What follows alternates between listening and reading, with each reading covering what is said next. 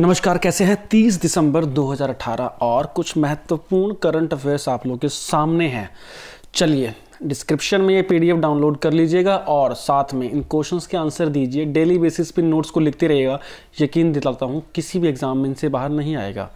पहला क्वेश्चन है, according to public enterprises survey 2017-18 which of the following central public sector enterprises is most profitable. मतलब कौन सा जो पीएसयू है वो प्रॉफिट में है भारत सरकार का 2017-18 की रिपोर्ट के अनुसार। इंडियन ऑयल कॉर्पोरेशन आईओसी या बीएसएनएल या एयर इंडिया या कोल इंडिया। तो इसका आंसर आएगा A for America, Indian oil corporation, जो इस बार वो आपका प्रॉफिट शो किया है। बिकॉज आप लोगों ने देखा होगा कि प्राइजेस जो हैं पेट्रोलियम प्रोडक्ट्स के वो डीरेगुलेट कर दिए गए हैं।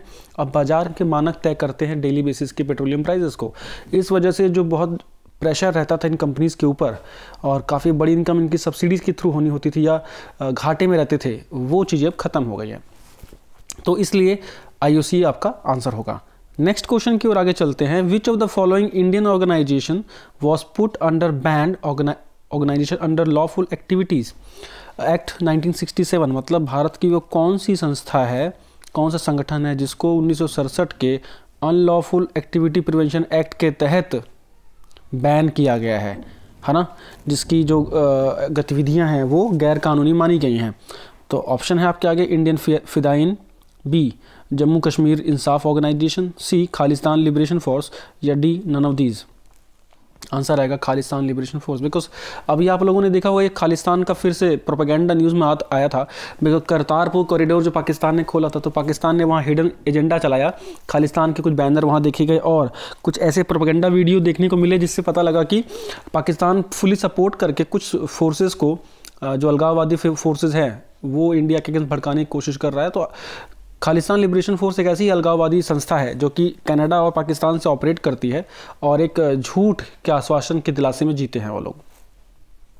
नेक्स्ट क्वेश्चन है, according to United Nation prediction which of the following city will become world largest city by 2028। मतलब 2028 तक कौन सा शहर दुनिया का सबसे बड़ा शहर बन जाएगा। टोक्यो, दिल्ली, शंघाई या मुंबई। टोक्यो तो अभी भी है ना। कौन सा बन जाएगा? दिल्ली। दिल्ली 2028 तक टोक्यो को ओवरटेक कर देगा। डन, यूएन ने बोला है। इंपॉर्टेंट है क्वेश्चन ये। नेक्स्ट क्वेश्चन क्या कह रहा है कि recently Muslim women protection of right on marriage bill was introduced in parliament, triple talaq बहुत famously. This bill was introduced to eliminate triple talaq under Sharia law. In reference to triple talaq which of the following statement is true. मतलब ये जो bill आया है इसमें triple तलाक का जो कानून बना है इसको गलत क्रिमिनल ऑफेंस की तरफ बनाया गया इसको, और इसमें क्या क्या चीज़ें पास हैं। The bill was passed by Rajya Sabha. जी नहीं, अभी तो लोकसभा से पास हुआ, तो पहला तो गलत हो गया। It has been abolished in 21 countries including Pakistan.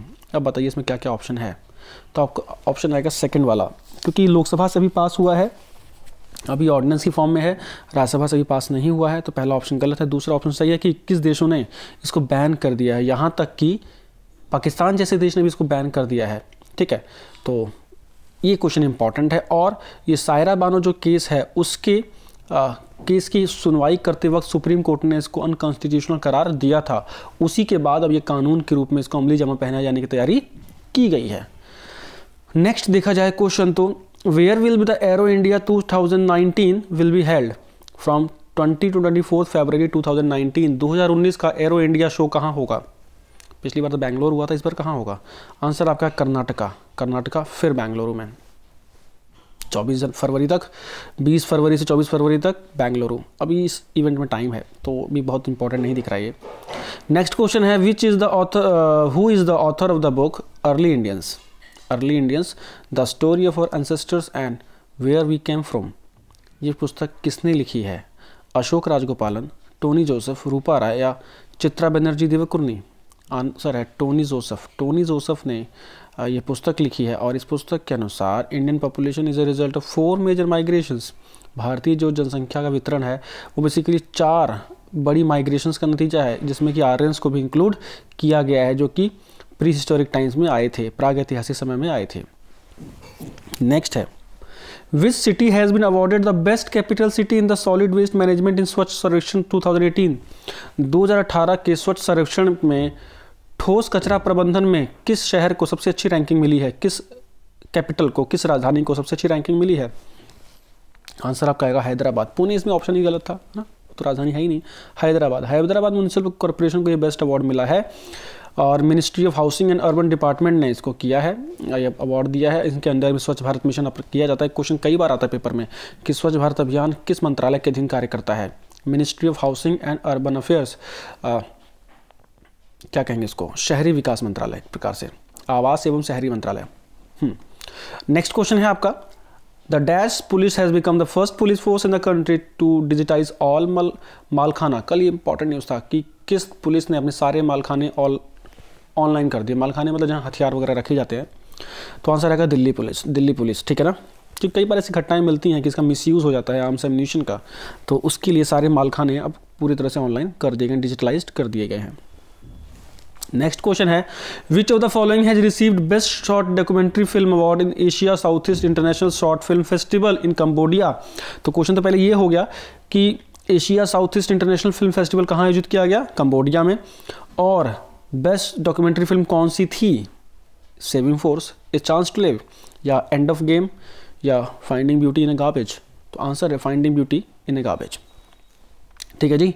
The film is based on garbage of Dibrugarh town in upper Assam. A 7-minute film is produced, directed and scripted by Satyananda Dutta.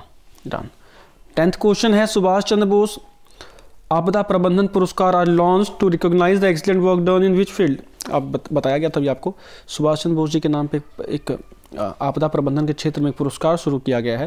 वो किस क्षेत्र के लिए दिया जाएगा, पेंटिंग, म्यूजिक, सिक्योरिटी या डिजास्टर मैनेजमेंट। तो answer है डिजास्टर मैनेजमेंट। आपदा वर्ड आया है, सिंपल सा क्वेश्चन था, ठीक है ना।